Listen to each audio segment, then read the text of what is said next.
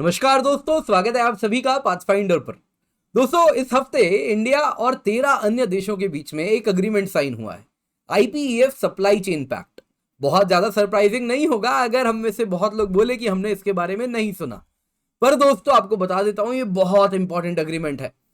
ये अग्रीमेंट इतना ही इंपॉर्टेंट है कि ये इंडिया को वर्ल्ड लेवल पे एक मैन्युफैक्चरिंग सेंटर बना सकता है। भारत में जो ऑलरेडी पीएलआई स्कीम चल रहे हैं उसको और ज्यादा मजबूत कर सकता है। दोस्तों, ये कहा जा रहा है यूएस का आखिरी दाव है, क्योंकि कहीं ना कहीं जिस तेजी से चाइना आगे बढ़ रहा है और वो जिस प्रकार से अपनी मैन्युफैक्चरिंग प्रोग्रेस रखता है, उससे यूएस अब चाह रहा है कि कहीं ना कहीं इसको डिस्ट्रीब्यूट किया जाए, और इसमें इंडिया एक बहुत बड़ा ऑल्टरनेटिव बनकर उभरा है। दोस्तों, यहां पे समस्या क्या हो रही है आपको मैं ये भी बता देता हूं।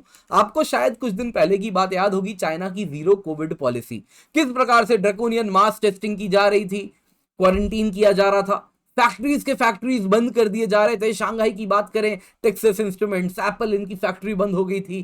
फॉक्सकॉन की आईफोन फैक्ट्री बंद हो गई थी। होंडा, फॉक्सवैगन, इन सब की फैक्ट्रीज वुहान में, चेंगडू में, इन सब जगहों पे बंद हो गई थी। और इस प्रकार से आप अगर देखें तो चाइना से जो चीजें बन के आ रही थी, फिर वो सेमीकंडक्टर्स हो, फिर वो हो सकता है गाड़ियां हो, आईफोन्स हो, ये सब के सब ग्लोबल सप्लाई चेन पूरा का पूरा टूट गया था। यानी चाइना ने सिंगल हैंडेडली बस अपनी जीरो कोविड पॉलिसी के द्वारा जो ग्लोबल मल्टीनेशनल्स उस पर रिलाई करते थे कि यहां प्रोड्यूस होगा सामान, कोई दिक्कत नहीं आएगी, वो रिलायबिलिटी खत्म हो गई।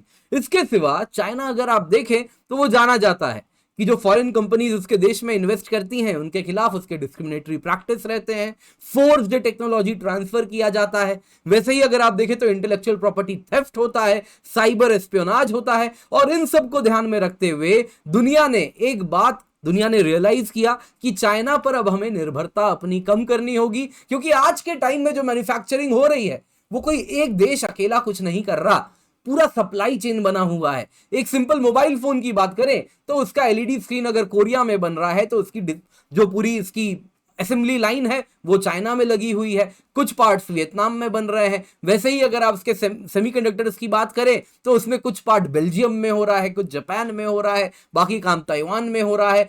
तो सब कुछ डिस्ट्रीब्यूटेड है, और इसमें ये जो सप्लाई चेन है उसमें ये कड़ी की तरह है। जैसे चेन होता है, चेन उतना ही मजबूत होता है जितनी उसकी वीकेस्ट कड़ी होती है, वीकेस्ट लिंक होता है। वैसे ही अब दुनिया समझ रही है ये सप्लाई चेन पैक्ट की आवश्यकता है, क्योंकि ये जो चेन है इसमें हर कड़ी को मजबूत करना होगा। और यहां पे चाइना प्लस वन जो तेजी से आगे बढ़ रहा है उसको एक नई एनर्जी मिलने वाली, और इंडिया एक नया ऑल्टरनेटिव हो सकता है चाइना का। दोस्तों, एग्जाम के लिए भी बहुत इंपॉर्टेंट है, आज की क्लास में इसी पर चर्चा करने वाले हैं। आप देख सकते हैं इसको बहुत ज्यादा न्यूज में कवर किया जा रहा है, इंडिया भी और इंटरनेशनली भी। तो इससे पहले आगे बढ़े आपको बता देता हूं, अग्निपथ कोर्स आपके लिए हम लेकर के आए हैं। केवल 7,999 में आपको सब्सक्रिप्शन मिल रही है। 7 जून तक बैच ओपन है। कोड क्या यूज करें? KC10 बोध हिंदी बैच है, सेम 7,999 में ये भी उपलब्ध है। 15 जुलाई से बैच स्टार्ट है। अग्निपथ बैच, बोध बैच, दोनों में सेम ऑफरिंग है हमारी। 900 से अधिक घंटे की लाइव क्लास है।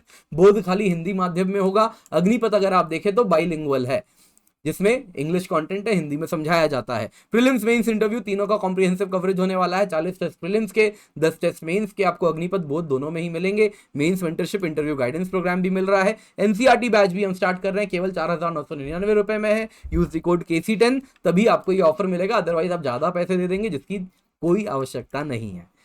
तो आईपीईएफ ये अग्रीमेंट है क्या दोस्तों? सबसे पहले आपको बता देता हूं दोस्तों, ये यूएस लेड इनिशिएटिव है, इंडो पैसिफिक इकोनॉमिक फ्रेमवर्क। अब दोस्तों ये अगर आप देखें तो ये चाहता है कि जो इंडो पैसिफिक रीजन है, ये पूरा का पूरा रीजन अगर आप देखें तो आपको मैं कंट्रीज दिखा देता हूं। ये सारा का सारा रीजन अगर आप देखें तो ये चाइना के साथ बहुत ज्यादा ट्रेड करते हैं। हर कंट्री के साथ आप यहां पे एक नंबर्स देख रहे हैं, लाल में जो लिखा हुआ है ये बताता है उसका चाइना के साथ कितना ट्रेड है ना। साउथ कोरिया का कितना, इंडिया का कितना, थाईलैंड का कितना, यूएसए का कितना। तो चाइना के साथ जो ट्रेड है वो रेड नंबर में दिख रहा है, और बाकी जो ब्लू कलर है वो बताता है उसकी खुद की जीडीपी कितनी है। तो इंडिया की बात करें तो 2021 में इंडिया की जीडीपी 2.6 ट्रिलियन बता रहा था। हालांकि आज के टाइम में ये 3.5 ट्रिलियन के आसपास है, 2021 का डेटा है, जिसमें चाइना के साथ ट्रेड अकेला 110.4 बिलियन है। वियतनाम आप देख सकते हैं, साउथ कोरिया आप देख सकते हैं, जापान आप देख सकते हैं। तो ये सारे देश वो हैं जो बहुत ज्यादा चाइना के साथ ट्रेड कर रहे हैं। छोटा छोटा देश दोस्तों, फिलीपींस भी देखे तो 47 बिलियन का ट्रेड है पूरी इकोनॉमी 360 बिलियन, चाइना से ट्रेड 50 बिलियन, इस प्रकार का आंकड़ा आप देखोगे। जापान 372 बिलियन का ट्रेड करता है, यूएसए 615.2 बिलियन का ट्रेड करता है चाइना के साथ। ये सारे देश मिलकर इन्होंने एक अपना देखे तो एक अगर आप देखें तो एक इकोनॉमिक फ्रेमवर्क बना रहे हैं, जिसमें जो कॉमन कड़ी है जो इन सबको जोड़ती है वो कौन है? चाइना है, और उसको अलग रखा गया है। तो ये एक यूएस लेड इनिशिएटिव है जिसके द्वारा इकोनॉमिक पार्टनरशिप करवाई जाएगी इन सारे देशों के बीच में। ये 13 देश हैं, ये यहाँ पे नाम मैंने दे दिया है, यहाँ पे मैप में दिखा दिया है, आप देख सकते हैं। तो इन 13 देश प्लस इंडिया, इसमें अगर आप देखें तो इनके बीच में अगर आप देखें तो एक अग्रीमेंट होने वाला है, जिसमें अगर आप देखें तो पर्पस है उसका इकोनॉमिक पार्टनरशिप हो सके, साथ साथ देखें तो इकोनॉमिक ग्रोथ हो सके, इन सारी इकोनॉमीज को कॉम्पिटिटिव बनाया जा सके, सस्टेनेबल बनाया जा सके। यानी कि इस इंडो पैसिफिक इकोनॉमिक फ्रेमवर्क में अगर आप देखें तो इसमें बहुत सारी चीजों को कवर किया जाएगा। इससे पहले आगे बढ़ूं, आपको बता देता हूं, ये कोई फ्री ट्रेड अग्रीमेंट नहीं है।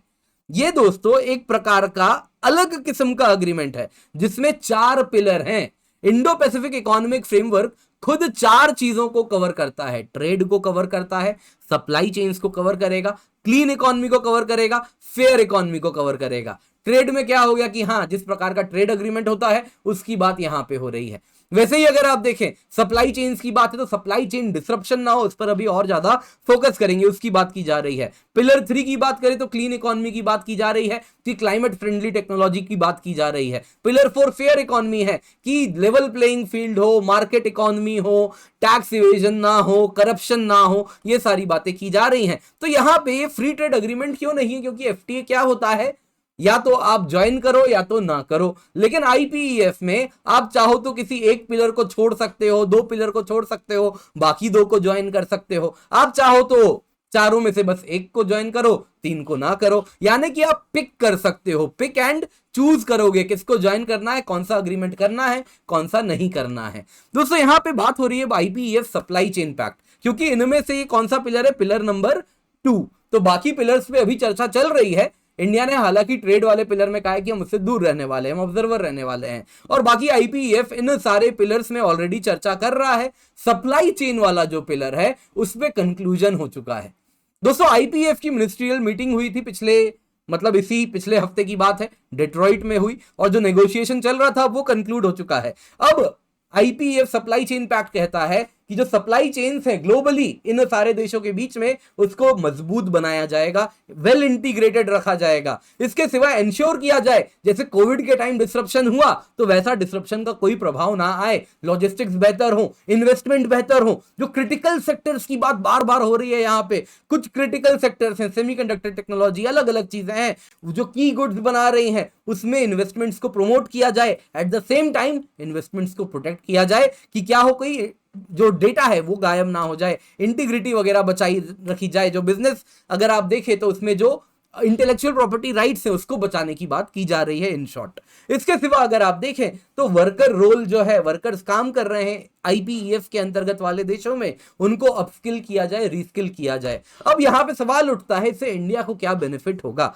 दोस्तों यहां पे जो मैं डेटा दे रहा हूं ये मैं दे रहा हूं कंप्लीटली पीआईबी से, प्रेस इंफॉर्मेशन ब्यूरो में क्या आया है, भारत सरकार क्या कह रही है, क्या बेनिफिट है, यही आपको एग्जाम के लिए भी इंपॉर्टेंट है, ये याद रखिएगा। सबसे पहले तो भारत सरकार खुद कहती है कि इसके बाद कहीं ना कहीं जो प्रोडक्शन सेंटर है वो इंडिया की तरफ शिफ्ट होगा, स्पेशली क्रिटिकल टेक्नोलॉजी वाले सेक्टर्स में एंड अन्य सेक्टर्स में। डोमेस्टिक मैन्युफैक्चरिंग पर नहीं, कहीं ना कहीं आप देखें तो एनर्जी आने वाली है, आत्मनिर्भर भारत तेजी से बनेगा, पीएलआई स्कीम्स उनको बूस्ट मिलने वाला है, इन्वेस्टमेंट बढ़ेगा लॉजिस्टिक सर्विसेज में, इंफ्रास्ट्रक्चर में, की गुड्स बनाने की मैन्युफैक्चरिंग में, डीपर इंटीग्रेशन होगा। इंडिया जो ग्लोबल सप्लाई चेन है, ग्लोबल वैल्यू चेन है, जिसमें आज तक इंडिया घुस नहीं पा रहा था, पिछले पीएलआई स्कीम के बाद से घुसना शुरू किया है, अब उसमें तेजी से घुस पाएगा और इंडियन एमएसएमईज भी उसका हिस्सा बन पाएंगे।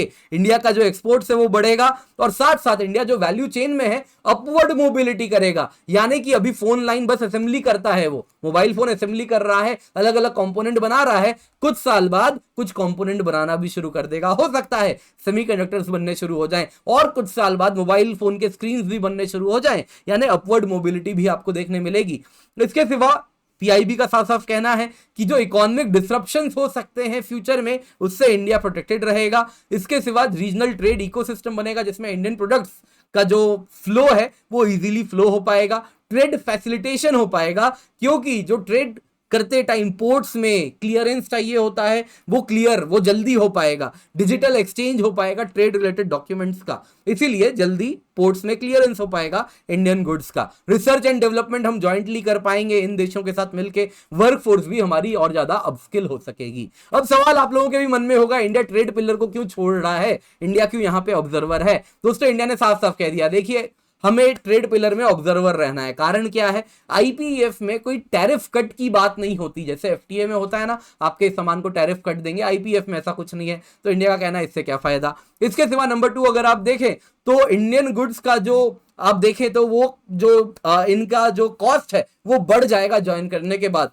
क्योंकि इस ट्रेड वाले पिलर में बहुत ज्यादा बात हो रही कि लेबर स्टैंडर्ड्स आपको मजबूत रखने होंगे, इन्वायरमेंटल स्टैंडर्ड्स मजबूत रखने होंगे, यानी कि जो cost of producing a good है वो बढ़ जाएगा। तो इंडिया कह रहा है हम नहीं करेंगे। इसके सिवा डिजिटल इकोनॉमी की भी बात है ट्रेड पिलर में, तो इंडिया साफ साफ कह रहा है हम तो डेटा लोकलाइजेशन चाहते हैं, लेकिन ये चाहते हैं कि फ्री फ्लो ऑफ डेटा हो। तो इंडिया की जो उद्देश्य है उसके साथ अलाइन नहीं हो रहा, और इसीलिए इंडिया कह रहा है हम ट्रेड पिलर का हिस्सा नहीं बनेंगे, लेकिन बाकी 3 जो है, supply chain, clean economy, fair economy, उसका हिस्सा हम बनेंगे। इस बार की मेंस के लिए बड़ा इंपॉर्टेंट टॉपिक है, लाइक जरूर कीजिएगा। पीडीएफ आपको मिल जाएगा, डाउनलोड कर लें, फॉर्म है, कुछ भी सवाल है पूछ सकते हैं। KC10 कोड का इस्तेमाल करें। आप अग्निपथ बैच 7 तारीख तक एनरोलमेंट्स ओपन है, बोध बैच 15 जुलाई से स्टार्ट हो रहा है, और साथ साथ इस कीमत पे आपको 7,999 में 900 से अधिक घंटे लाइव क्लास मिल रहे हैं। प्रीलिम्स मेंस इंटरव्यू का कॉम्प्रिहेंसिव कवरेज है, 40 टेस्ट प्रीलिम्स के हैं, 10 टेस्ट मेंस के हैं।